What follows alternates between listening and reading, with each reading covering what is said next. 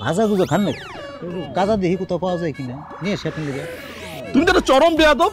তুমি জানো না কার সাথে কি ধরনের কথা বলতে হয়? যাও, তুমি এমন ভাবে কথা বলছো যেন মনে হয় যেন তুমি এই বাড়ি নতুন জামাই।